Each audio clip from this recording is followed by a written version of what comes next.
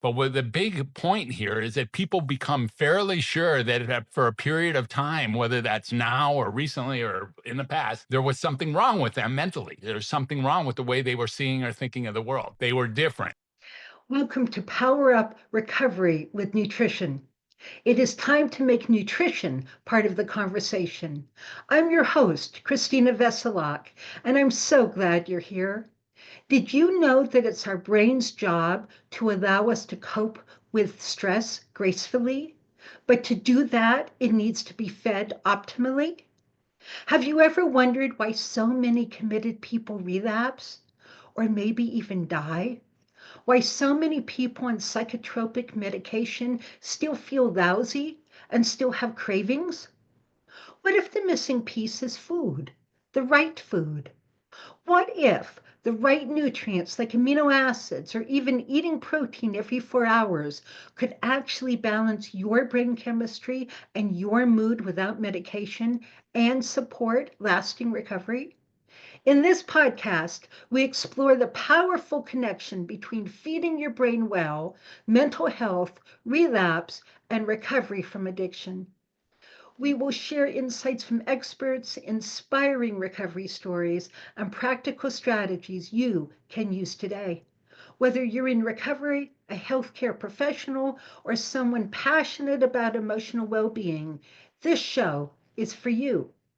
Let's dive in and discover how fueling your body and brain with the right food, the right amino acids, and other key nutrients can fuel your transformation today. Welcome. Hi, everyone. Welcome to the next episode of Power Up Recovery with Nutrition, where we have conversations with ordinary people who have had wonderful victories in their lives by feeding their brain what their brain needs to function optimally, talking to clinicians who utilize what we call the third leg of the stool in their work with their clients, and high-level scientists researching the role of nutrition in recovery and emotional wellness. Today, I am delighted to interview Dr. Fred Moss. And Dr. Moss is a renowned mental health advocate, keynote speaker, and psychiatrist with a passion for helping people find their authentic selves. I really like that. As the founder of the Welcome to Humanity movement and True Voice Mastermind, Dr. Fred's work is centered on the power of communication to heal and connect people. He is author of Creative 8, Healing Through Creativity and Self-Expression, and Find Your True Voice, and has written numerous articles for Psychology Today. Dr. Fred's most recent work includes the True Voice course, which helps people rediscover their voice and share their message with the world, and Healing the Healer, a virtual course and mastermind designed to support transitioning healers. Welcome, Dr. Moss. Yeah. Or should I call you Dr. Fred? Dr. Fred is easier. I've been Dr. Moss before, and certainly a lot of people know me as Dr. Moss, but that was back in the days when I was kind of walking around the hospital in a white jacket and a stethoscope and doing all the allopathic things that I already knew I was fairly misaligned with. That was the Dr. Moss days. So I've affectionately picked up Dr. Fred, a little more familiar, a little more human, a little more lateral, a little more inviting. And so I like that as best. I like it. Welcome, Dr. Fred. Thank you. It's good to be here. So I really believe in what I call the three-legged stool. Some people talk about four wheels in the car, and that's okay. But I like the idea of how, as human beings, we need to be, for optimal functioning, for optimal wellness, we need to be addressing our biochemistry, especially our bionutritional needs, the needs of our both brain and body to function optimally.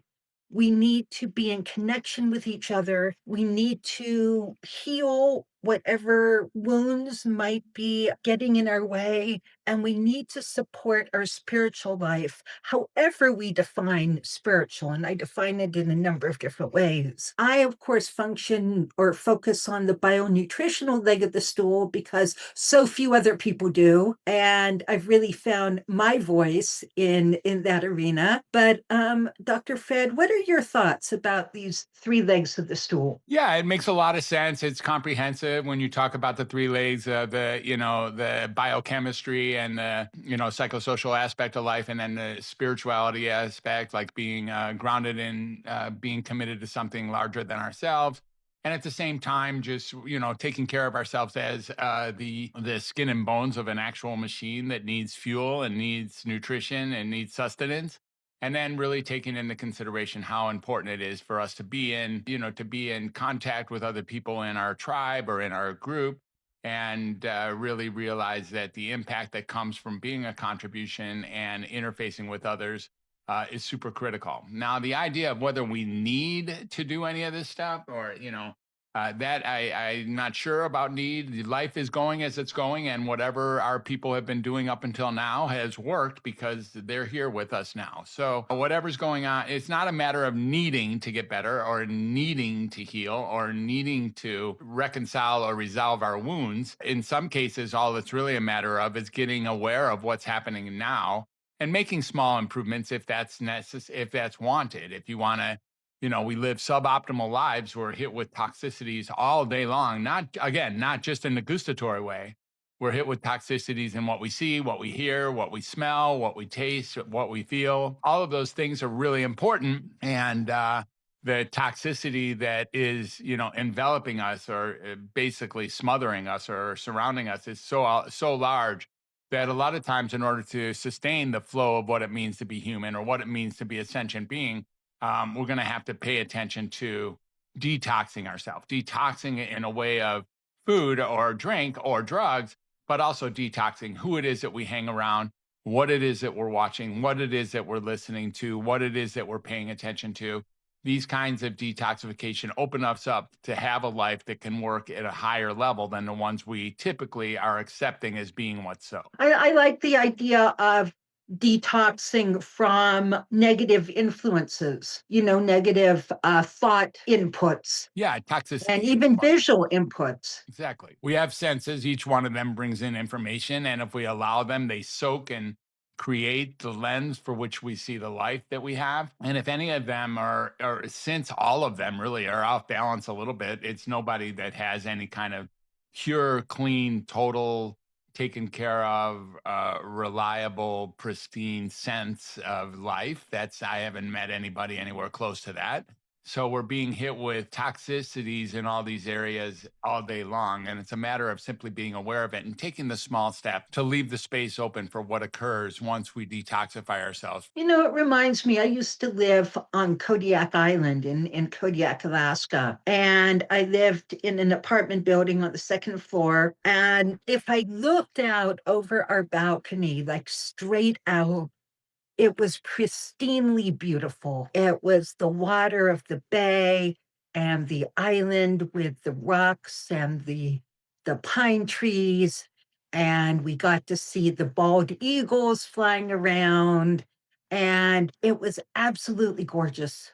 It just filled your heart. However, if I look down off my balcony, I saw our across the street neighbor's backyard where there were rusting engines and boats with holes in them and torn up lobster nets and fishing nets.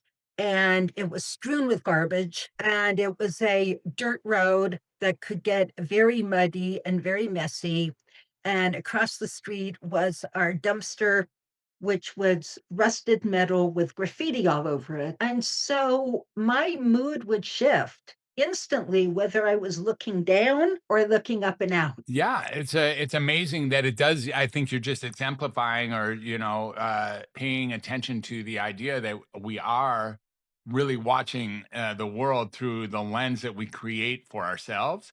And it isn't like any of the data changed. Nothing out there changed. All that changed was from what vantage point you were looking at the world from. Yes. Yes. And I think, I know a lot of the work I like to do with myself and with my clients is to help them shift that vantage point. Yeah, yeah, You know, it's a really sometimes an it's as honorable, simple. yeah, Sometimes it's as simple as, is this glass half empty or half full? right. Right. Yeah, or is that water in the first place? There you go. I also very much like the idea of finding your true voice. It took me a very long time to find my voice and have a voice and learn. I am still learning how to feel safe in having a voice and being visible in the world and being out there. It's been quite a journey for me in my own healing process to be safe enough to open my mouth. Yeah, finding your true voice is something that we're really all striving to do anyways. And we don't the thing that's interesting is we don't have to look out there for our true voice. Our true voice is right inside us, and we have some muck and some rust and some cobwebs and some mud that is covering it. And we just need to move if we want to get closer to our true voice, to our own genuine, authentic, honest core self. Then one of the things that we should take on is moving the things out of the way that are in the way of giving us access to what's been here the whole time. So the Right. truth is, your true voice has been here the whole time. And a lot of people are like, I'm still looking for who I am. Well, if you're looking out there for who you are, Who you're I looking am in the is in wrong. here. Yeah, that's where it is. It really Yeah, is. It's really right here with us, and it has been with us the whole time. So the more we unclutter or we move off the rust and the muck and the webs, the more we get to honor or experience something closer to our true and real resonating frequency, our harmonic frequency. And when we do that, we start to join the human race with the other 8 billion people that have the same frequency. I think so many people who've experienced severe childhood trauma do not feel human and do not feel part of the human race. Well, maybe it's part of being human to not feel human. Like I maybe think it is that's certainly just because you don't feel human doesn't take away from I mean, it doesn't take away the from the fact that you fact that you're are. human. Right, right, So maybe a big exactly. component of being a human is not feeling like you are one. I think for some people that is so absolutely true. Yeah. And I remember the first time in my life when I felt like a person. And it Hmm. was like, oh, I'm a person. Mm. Ooh, that's cool. Yeah. Yeah. So, Again, you're yeah, talking about feelings. You weren't any less human a minute before you realized that. You were still the same no, human going through absolutely human circumstances and human assessment of the situation. And then your feelings shifted or something happened to trip a trigger. And you began to believe that, oh, wait a minute, this might be humanity just like it is. exactly, Hmm. exactly. That the isolation and the separateness started dissolving. Exactly. Very The cool. sense of being profoundly different started dissolving. Well, And what again, maybe wonderful that's it. freedom that is. Maybe feeling or knowing in your heart of hearts that you're profoundly different is another piece of what it means to be human. Well, clearly, since so many humans have that experience, Yeah, right? like everyone. Yeah, Like yeah. there's nobody out there who's comfortable saying I'm just normal. And yet that could be a point because nobody has that. That may be a component of what it means to be normal is to know for a fact that you're not. I've kind of turned that on its head for myself, Dr. Moss I see. or Dr. Fred, in that I feel quite normal Okay. now. I didn't used to feel normal at all. You were normal then too. Well, I know I was normal, but that was That not my experience or my perception. for sure. And I That's think we have to take seriously people's lived experience, oh yeah, we have to right? take it Because seriously, because but that's where people come from. And I now I really enjoy the fact that in all of my struggles, in all of my uniqueness, in everything that makes me me, I'm pretty normal. Good. And Yeah. I like that. Yeah, before you were normal too. And having that experience, just getting that you So felt what abnormal makes that so important that you keep because repeating it? there's nothing wrong with us. That's Mhm. really critical. and there never was, even when we Okay. weren't sure if there was.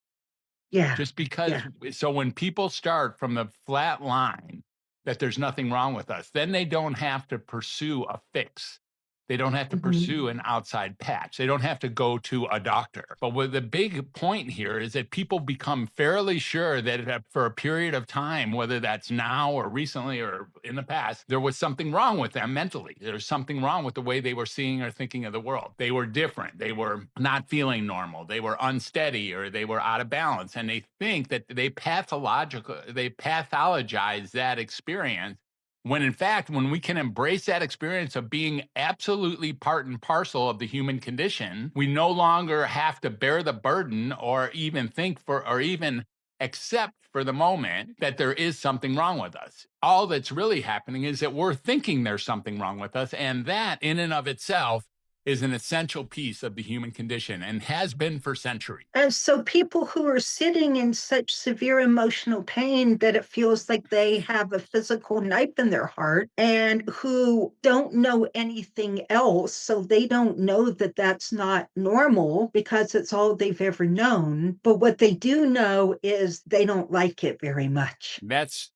different. That's different than being abnormal. Absolutely, no one said that life is going to be, that a good life is one without liking, without not liking things. So a very key piece of this whole thing is that dissatisfaction, even intolerance, deep pain, deep misery, deep discomfort are very much equally part of being human as their counterpart. Absolutely. I don't think anybody would argue with you about that. Yeah. And so when we can respect those experiences and get that they were never abnormal, even if we were sure they were, because that's just another feeling, then we all get to start from the same starting point, this human condition that is filled with experiences from A to Z and left to right and up and down and the whole thing. Well, I think that's a really, really useful place, especially as a psychiatrist, to be coming from in working with people experiencing pain. Yeah, pain again, the absolute misery of the essential experience of living is something that's well known to nearly every single human being. It's very difficult, it's very challenging. There's lots of obstacles, there's lots of hurdles just to get through the next minute, let alone the next day, let alone the goals or projects that you're on. So when we start getting, and people have been writing about it or communicating about it since the dawn of time. There hasn't been a Absolutely. period of time or any society where that wasn't true. There's never been anybody of any real nature who spoke to, a world without pain or discomfort or misery. I mean, it's just been here. It doesn't matter what era you look at, doesn't matter what language you look at, doesn't matter if it's men or women or whether it's sages or peasants, they all say the same thing, which is can be very difficult. But being difficult doesn't make it abnormal. Being difficult in all the areas that life can be difficult only means that you're living life. And when we start really being able to flatten that out and not buying the illusion that there's something wrong with us, that's when we get to actually pursue, and then actually obtain some degree of inner social healing in the world of communication and connection with the world around us. Right. It breaks the isolation or the sense of breaks the sense of isolation. Thank you. Frankly, really, that's such an important upgrade. Isolation versus sense of isolation is another one. Exactly. I mean, the truth is, one can feel isolated without the outside world. Like I could feel really good right now about my wife, the friends, you, my neighborhood, whatever. I could feel really good. And in a dime, I could feel isolated and nothing really changed except my mindset. And I could be Mhm. really certain that I'm isolated. I could be Right. like, I could buy in fully that I'm isolated. And in fact, I'm threatening to feel that right this very moment. I could see how it's one step away from where I am all the time. But nothing out there has to change in order to create that experience of isolation, because that experience of isolation is also a super key central component of the human condition that we're actually dancing. Since this is a podcast about nutrition, how do you integrate healthy eating into your work with your clients and communicate the importance of that and Yeah. into your personal life as well? Yeah, so healthy eating has always been critical to me. I mean, back in the day when they first introduced GMOs many years ago, I remember seeing an article on the front page of the Detroit Free Press that showed this super large salmon, and it was like lying there next to a salmon that was like a normal salmon, and it was expressing how that's the future of food, is that we can make these like ridiculously large, unnatural salmon that we can all then eat. The whole thing was so creepy and so terrifying to me at the time. And I began to really be on pursuit in my own life of really eating as best clean foods as I could. And I've been all over the country and all over the world, lived in many different areas and had different partners and different circumstances. And there's none of my partners or none of the people that I've ever lived with who didn't know that me eating clean food was the only way I was really going to be able to subsist or pursue anything that was important or even be a good friend for that sake. So, when I can keep my and it's not always just organic food. It can be organic food, it can be protein like you talked about, like good clean protein. Yesterday we had tongue for dinner, for instance. You're not going to find Yeah, more I grew up powerful. with tongue. It's just so good. I mean, we had, my wife is from Ukraine, and so we had some Eastern European based tongue with horseradish and the whole thing, and it was so yummy to eat the organ food. And we have a lot of organ food in our home for the proteins, and so protein is just an something we enjoy as well. And but really just keeping more than anything else, it's like keeping the bad stuff out. And when choosing to put something in our mouth, like paying attention to it. So inside of the Moss method, there's this idea, it's called organic foods, but what I'm really talking about is multiple ways to become responsible for our own nutrition. Like, drugs are also part of nutrition. It's no coincidence that the FDA is Food and Drug Association. I mean, when or administration. So Right, when because you, it we're should sticking it in us. yeah, you're sticking it in your mouth and hoping for a change in the way that you are. And we're all looking to do that. What really, the FDA isn't our friend in the world of nutrition. The FDA hasn't made very good decisions on our own behalf or helped us create guidelines that are growth producing or that are progressive. The FDA has not been that great at that over time, but we often lean on their findings. I mean, after all, they're the ones who said that McDonald's is food. And if McDonald's is food, then okay, I don't know how we got there, but that's a No, funny. but we now have a new food pyramid, Yeah, I understand. and I Yeah, like the new food pyramid. yeah, yeah. It makes more sense. It seems to make more sense and actually take a grander look at everything that has led into the conventional food pyramid. This Yeah. is also true, in what we take in our drink as well. So there's the idea of, do we take in the sugars or the sodas? It is, or the corn syrups of the world, and or are we careful? Like in this glass right here that I'm drinking, this is a glass you barely see. This is oolong tea this morning, and I'm very excited about it. It's very cool. It's very medicinal, and I appreciate starting the flow each and every morning. And so I make myself and my wife a glass of oolong tea every morning. And then, what I drink celery juice as well. The medical medium talks about celery juice, and I have a 16-ounce glass of pure celery juice every single morning. And that's also really important. And life is hard enough without feeding myself poison, hoping that it's fuel. Let's put it that way. How do you communicate that with your client? They hear about it on the first day. I mean, they come in pretty sure they're wondering if there's something wrong with them, but not. And most people are not wondering if there's something wrong with them. Like you've already referred to, most people are wondering what's wrong with them. They've already determined that there's something wrong with them. They're not coming to a doctor to find out if there's something wrong with them. In fact, this is a funny population because this is, I believe, the only subspecialty in medicine where if you tell somebody they're okay, they get pissed. It's like, what does that even mean? I mean, why are you? I've just said you're okay. And you're like, no, I'm not. I need to know that I'm not. I'm like, well, maybe you really are okay. And that's also really important. So people aren't really coming to find out if there's something wrong with them. So when they come in, they've usually No, vetted me a I'm little going to bit. argue. I'm going to, Dr. Finn, I'm Yeah, going to argue with you just a tiny bit there. yeah, feel free. I think that some people want to know what's wrong with them, but they think something's wrong with them because they hurt. Yeah. Yeah, I understand They that they're hurting. hurt. I get that it hurts. That still doesn't mean there's anything And they wrong with. want a way to understand Sure. why they hurt so that they can do something about it, Yeah, so that it can make sense to them. So I think when people come in with the attitude of there's something wrong with me, once you unpack that, it's, well, I think there's something wrong with me because I hurt yeah, and I don't think I should hurt. And okay, that may be a misthinking, right? That I shouldn't hurt. But most of us simply don't want to hurt to the degree that we're hurting, and we're seeking solutions. And sure. so, yes, we come up with mental constructs to explain why I hurt and what I should do about it. But in my experience, just telling somebody that they're fine, they look at you and say, well, I don't feel fine. That isn't what I said, though. Right. I don't just look at somebody and tell them they're fine. It's a matter of meeting them inside of their full onset pain Yeah. and still treating them like they're fine. And still treating them, fully accepting where they are in the moment. 100%. They are fine.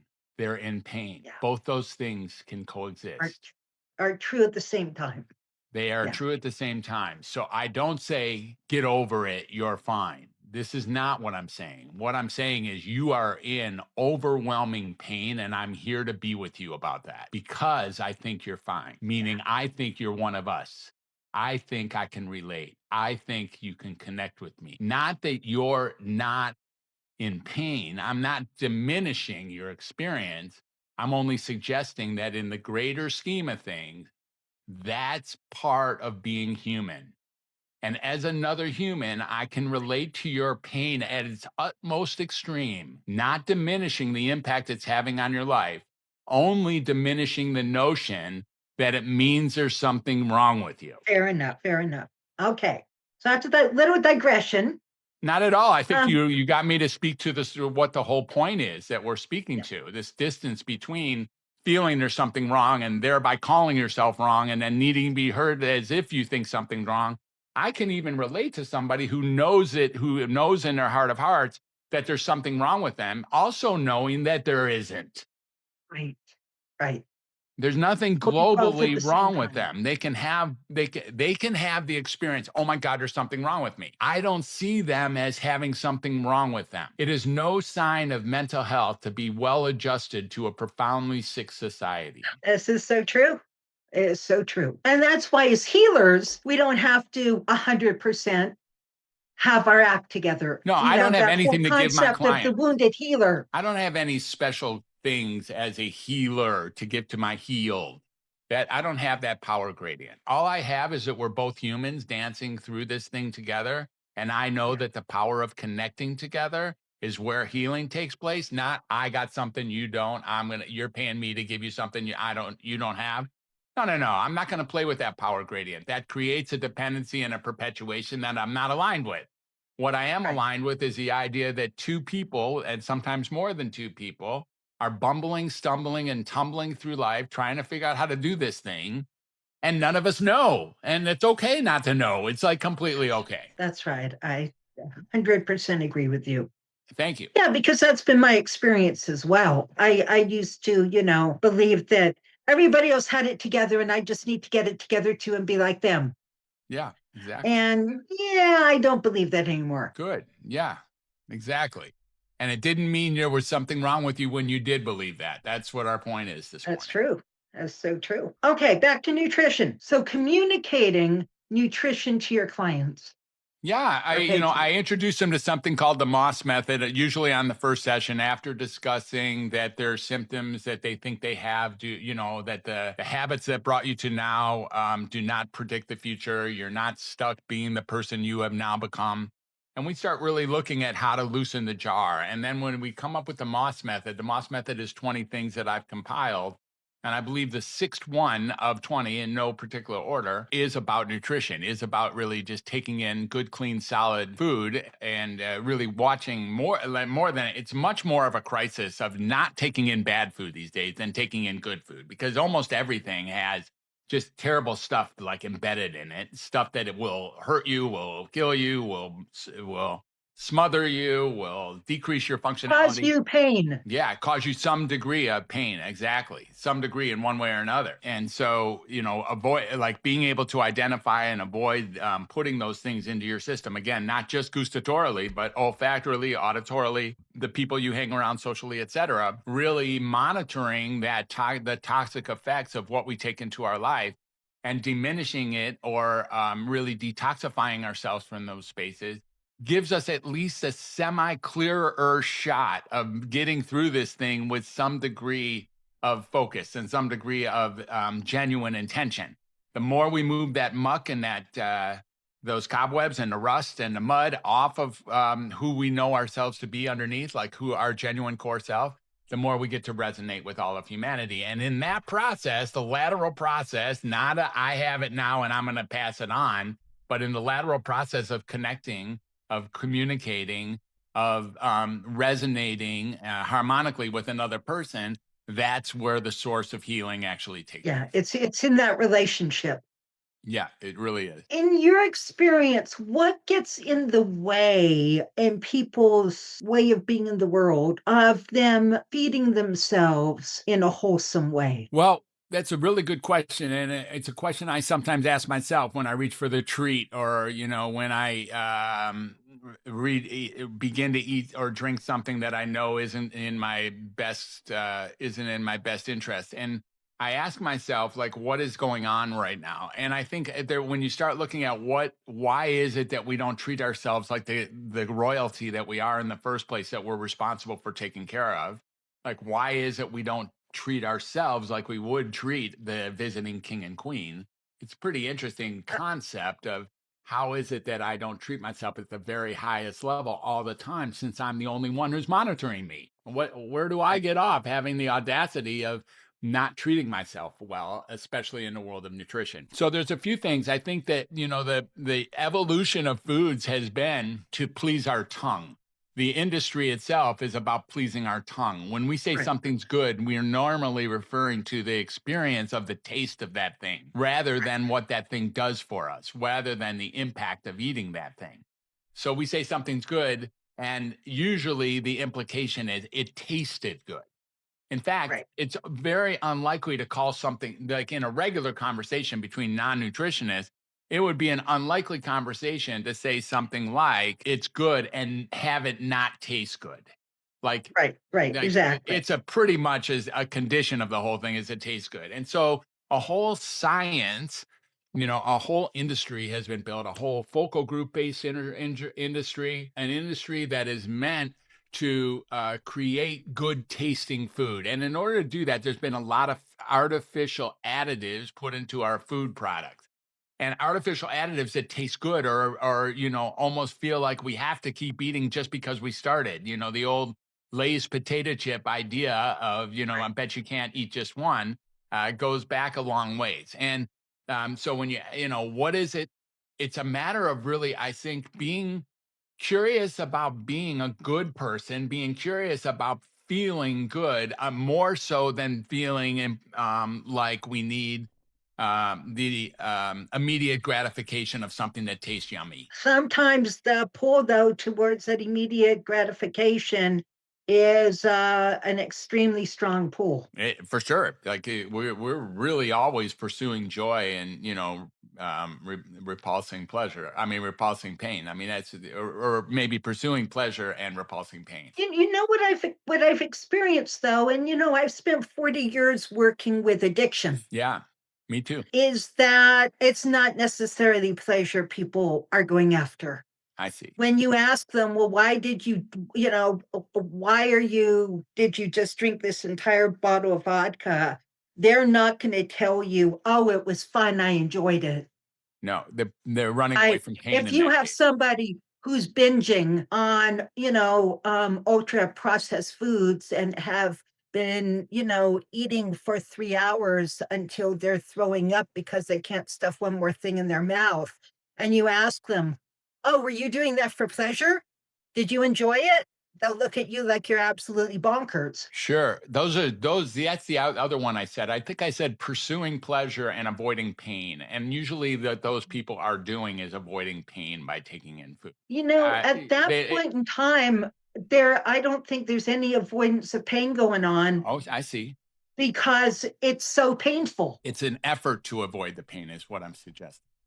It's an It's effort to run away possible. from the I pain. think I think initially when people first created a relationship with an addictive behavior or substance, it was out of the intention of avoiding pain Hmm.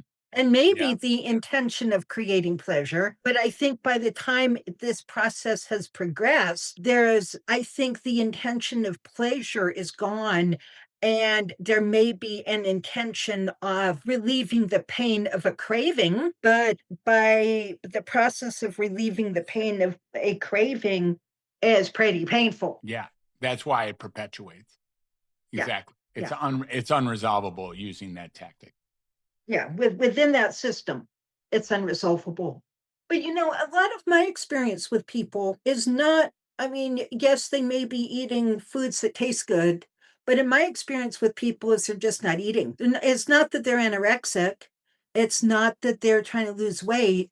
Yeah. A lot of my experience with people is they just can't be bothered.